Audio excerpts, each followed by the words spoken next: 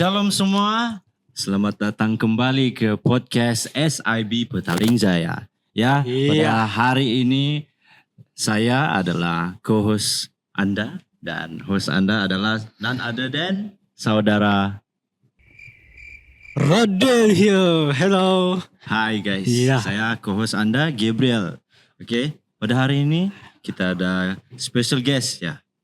Dia Benar. nih seseorang yang selalu berada di pantry. Bukan apalah, tapi dia sangat hospitable kan? Betul. Sangat hospitable. Ya, di mana ada makanan di situlah dia. I know dia punya apa. Ataupun di mana ada piring. Di mana ada piring, di situlah dia. Ya, welcome saudari Gloria. Iya. Hai, shalom semua. Ya, Nama saya Gloria, macam yang dikenalkan oleh Brother Gabriel and Rodwil. Oke, saya di sini pelayanan saya adalah hospitality. Itu yang maksud dia orang pasal makanan dan juga piring. Jangan kamu salah faham, maksud dia nanti di mana ada makanan sudahlah badan besar kan? Tiada mbak. Kamu salah sangka. Ya, hospitality memang berkaitan dengan apalah makanan, kebersihan, apa-apa dalam pelayanan dalam gereja lah. Untuk podcast kali ini kita akan bercakap mengenai Ministry 2024 Recap. Nah, saudara Gloria, kamu alamak astaga, sorry, termakalalap tadi. Kamu sudah bekerja lah dari Isnin sampai Jumat kan? Kamu bekerja mungkin dari jam 8 sampai jam 5. Office hour lah. Tapi yang masuk weekend, kamu masih diberi kekuatan untuk melayani di gereja. Nah, persoalannya di sini, apa sebenarnya yang memberi kamu motivasi? And then boleh ceritakan bagaimana pekerjaan Anda memberi Anda satu beban? Like, macam mana Anda bekerja lah? Oke, saya sebelum berapa tahun yang lepas, saya punya pekerjaan tidak ada cuti weekend. Sebab saya akan bekerja kadang-kadang ada yang jam 10 sampai jam 10 malam. Sebabkan saya mengambil dalam bidang hospitality, jadi saya bekerja dalam hotel. Jadi hotel ni dia kerja hoti, kadang-kadang ada shift. So tidak ada peluang untuk bercuti di weekend. So saya sangat bersyukur juga di mana saya dapat kerja lah di dalam Tanah Semanjung ini. Jadi di Tanah Semanjung ini saya dapat kerja yang saya inginkan selama inilah, di mana saya dapat bekerja dari hari Isnin sehinggalah hari Jumaat. Dan Sabtu Ahad adalah hari bercuti. Jadi sebelum ni cuti saya hanya dapat satu hari saja di dalam 7 hari bekerja lah. Jadi ini yang sangat saya happy juga lah, di mana saya dapat peluang pekerjaan yang sangat baik. Yang apa yang saya inginkan selama ini pun sudah tercapai lah. Jadi pekerjaan itu adalah berkat juga lah bagi saya. Jadi di sini saya melalui pekerjaan ini juga saya sangat bersyukur. Jadi saya mengambil peluang ini untuk mencari gereja lah dan mendekatkan diri lagi untuk dalam pelayanan terlibatkan diri kan saya dalam pelayanan. Di tahun 2022 adalah di mana saya mendapat pekerjaan yang sekarang. Jadi 2022 ni saya belum lagi melayani di SIBPJ sebelum ni, sebab saya mengikuti ibadah yang Ahad pun cuma di dalam YouTube. Di YouTube saya dapat SIBPJ ini juga melalui sosial media, di mana saya tengok Instagram mereka sangatlah aktif youth di sana. Jadi di sana saya merasakan besok kalau saya dapat bercuti kan weekend, dan saya dapat melayani bersama, jadi begitu kan. Jadi saya tertarik. Sebelumnya di Sarawak, kamu dari Sarawak kan? Iya. So sebelumnya di Sarawak kamu melayani kah? Di Sarawak ya, saya melayani juga, tapi melayani itu bukan yang macam yang kamu nampak sekarang lah. Di sana saya melayani bila saya ada contoh ada pelayanan. Saya dulu di dalam pelayanan saya yang di Sarawak, saya adalah transportation and penari rebana lah. Jadi kalau ada jadual saya untuk melayani baru saya datang. Kalau tidak pelayanan, jadi saya pun tidak datang. Lagi pun penat juga kan, dari jam 10 sampai 10 malam saya bekerja. Jadi jam 11 tu saya akan pergi gereja lah, 11 sampai 12 tengah malam baru kami balik.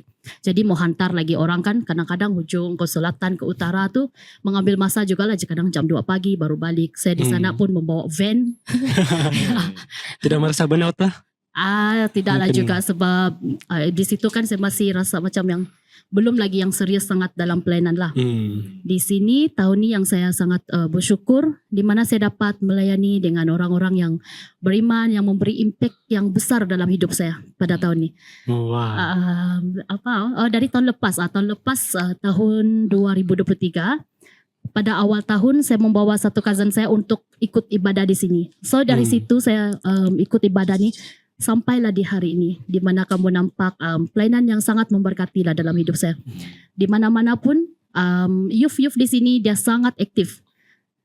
Di mana-mana pun kami ada event. Kalau bukan ada event, macam mana pun saya tidak rasa penat dalam pelayanan saya di sini. Macam kadang-kadang ada lah, yes, memang ada rasa penat juga.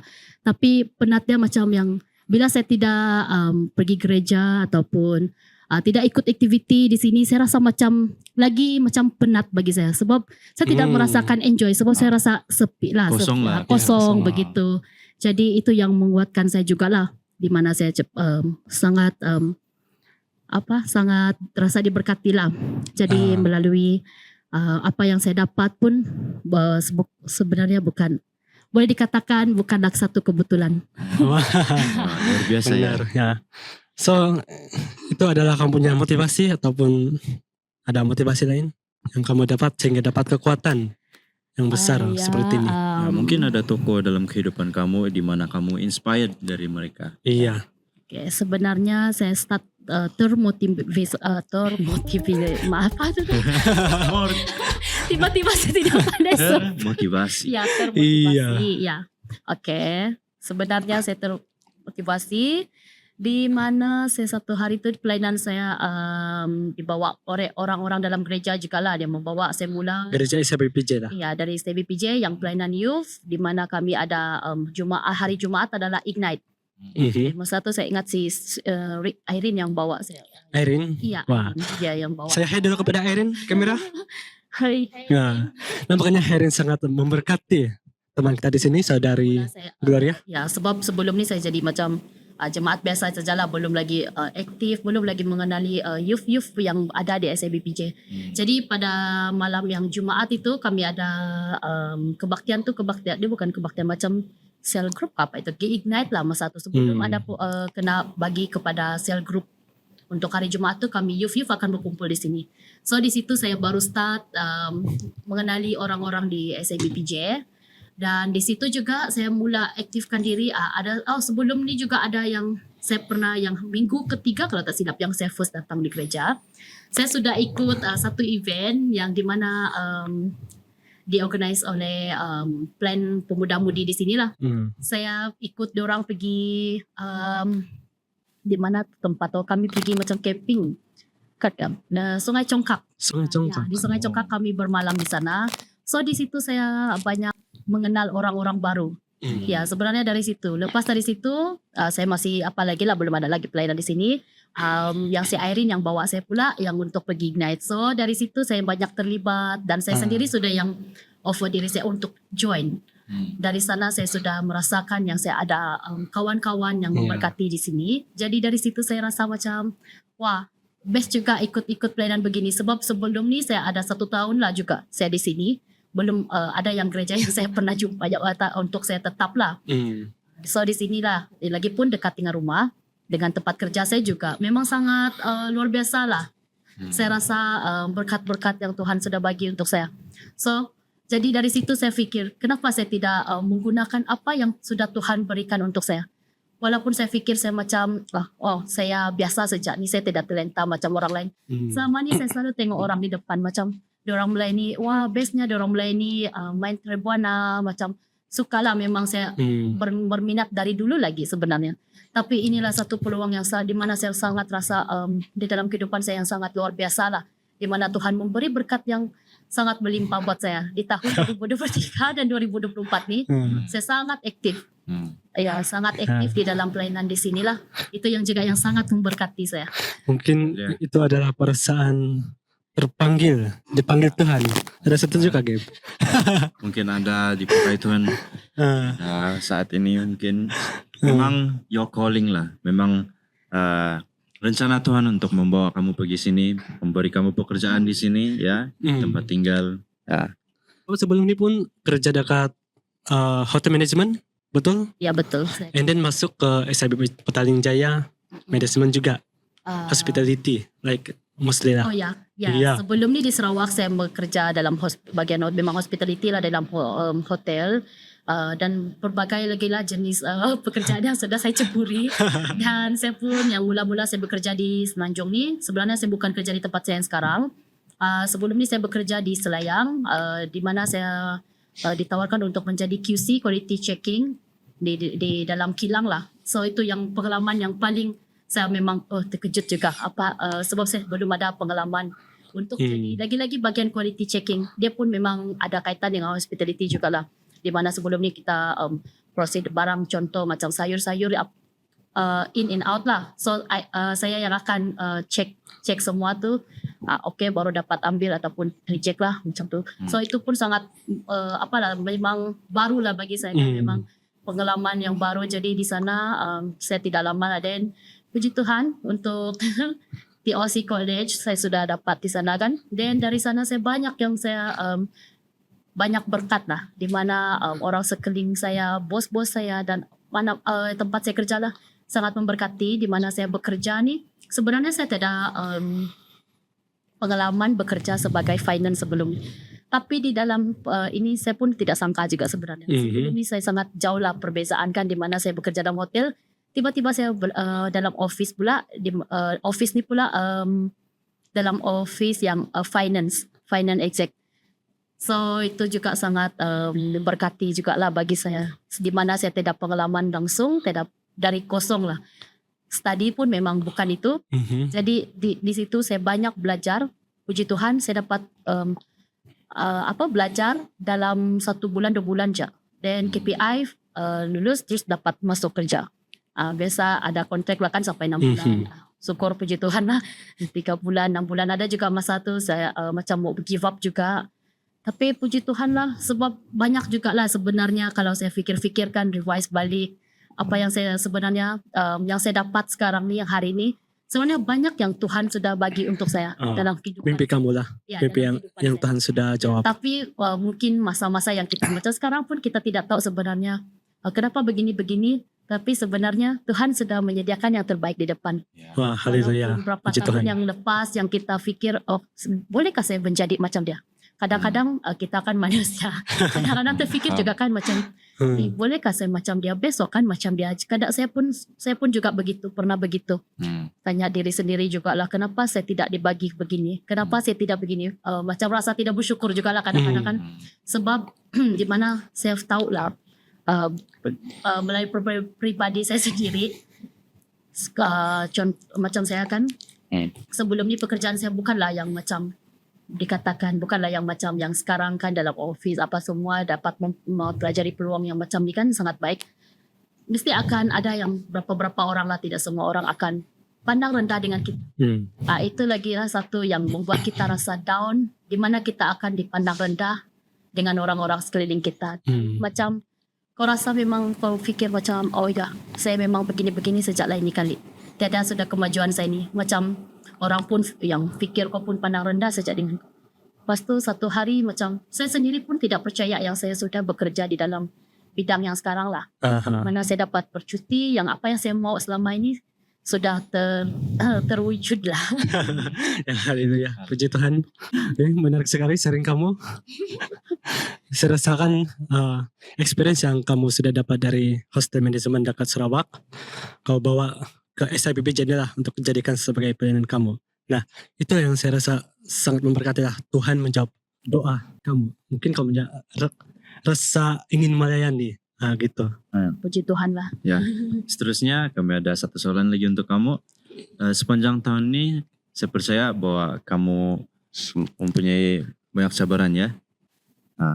Dan dalam pelayanan ini cabaran dia berbeza dengan cabaran di dalam pekerjaan. Nah, kami sini mau tanya kamu tentang cabaran-cabaran yang kamu hadapi pada tahun ini lah, especially dalam pelayanan kamu dari segi hospitality ataupun apa-apalah pelayanan kamu di luar ataupun dalam kerjaan ini.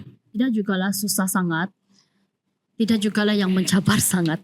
Saya cuma memerlukan untuk buat jadual setiap minggu untuk pelayanan-pelayanan di sini. Jadi kami di sini macam kita macam Ahad kan ada refreshment, ada yang membersih gereja. Jadi mula-mula saya memang blank jugalah apa yang sepatutnya saya kena buat di dalam ini. Saya memang macam bolehkah saya menjadi Harapan untuk mereka. untuk buat jadi sebagai lagi-lagi ketua leader lah sebagai hospitality. Jadi masa tu saya kenal bagi satu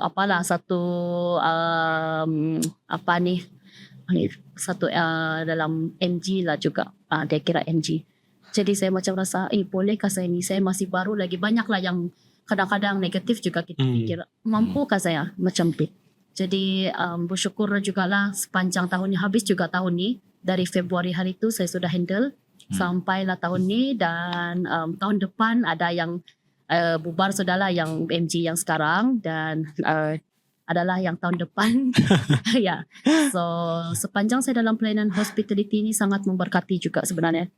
Saya menerima cabaran ni juga, sebenarnya dia tidaklah cabaran sangat lah bagi saya. Tapi bila saya mau ke akhir-akhir tahun ni kan, baru saya memahami yang apa sebenarnya yang saya kena buat dalam MG, bukan MG lah, juga dalam hospitality ni. Pelayanan hospitality ni bukan saja untuk refreshment saja kan, tapi sebenarnya kita pun untuk kebersihan, di mana kalau kita tidak mengarahkan untuk membuat ni semua, tiada juga yang melakukan ni secara, kita pun manusia juga kan, tiada yang otomatik akan membersih gereja ni kan. Ada pelayanan Perlu ada push-push untuk dia kena telah ada itu sikit. juga ya. Bila macam ni kan, syukur jugalah bila kita ada CG. Jadi kita ada kesatuan dalam CG juga sebenarnya melalui kita punya pelayanan dalam hospitality, di mana yang saya buat jadual. Contoh minggu ni buat jadual untuk refreshment pelayanan wanita, CG Petaling Jaya, CG Damansara, dan seterusnya lah. Dia akan berselang sedih setiap minggu. Jadi itu juga yang bagus lah, sebab bila ada jadual yang macam ni, kita punya dalam gereja pun nampak teratur ya, teratur. Lepas tu kita pun ada kerjasama dalam komuniti CG kita. Bukan saja sebagai untuk kita sama yang lain, tapi CG ini juga sebenarnya dari melalui CG ini juga yang banyak membantulah dari komunikasi kita, dari berkenal dengan orang semua. Jadi sangat berkati juga. Ya, sebab kalau kita dalam pelayanan ibadah lain lagi kan, kita individu. Kalau kita dalam cell group dan lagi untuk kelompok, melalui kelompok lah untuk membersih-bersih semua ni. So dia ada satu komuniti yang bekerja sama lah untuk mengemas gereja, untuk pantry. Saya sendiri pun kadang-kadang tengok kamu orang sebagai student lah. Kamu orang pun banyak juga assignment kan. Tapi kamu orang ada juga datang untuk membantu. Itu pun kira sangat memberkati lah juga.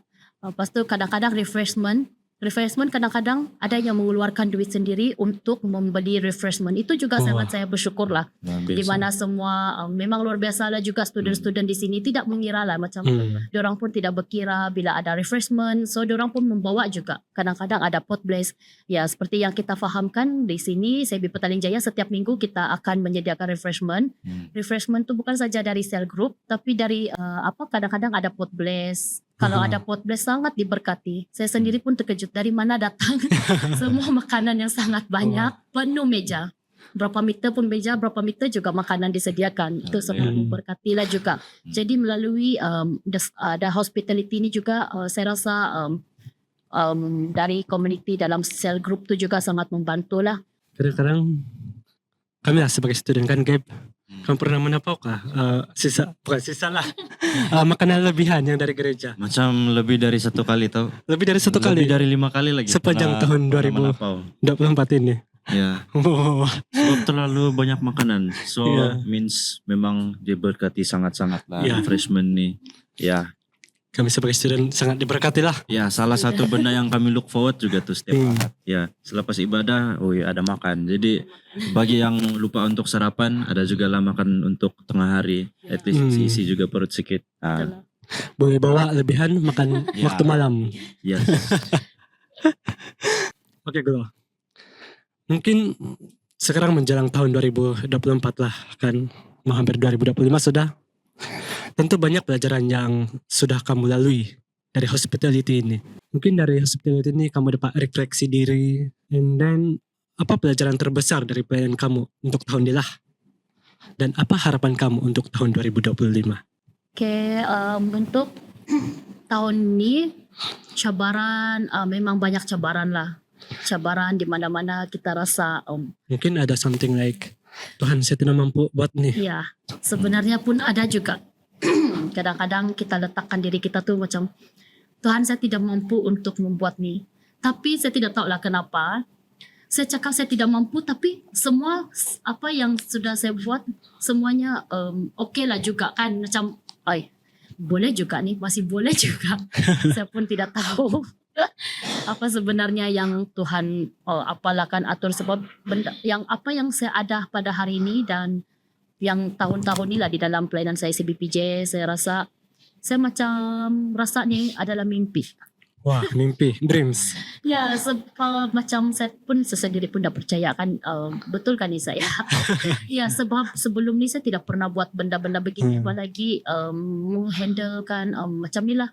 Banyak-banyak yang macam kita pelayanan di sini, kita pun banyak melalui event, banyak ikut event lah. Tapi bersyukur juga lah untuk event ni kan. Macam hari tu kami ada youth impact, di mana saya berkumpul dengan geng-geng hospitality setiap gereja lah di dalam Semenanjung ni. Bukan saja di dalam Selangor ni, tapi di KL ada yang dari Penang. So banyak kawasan.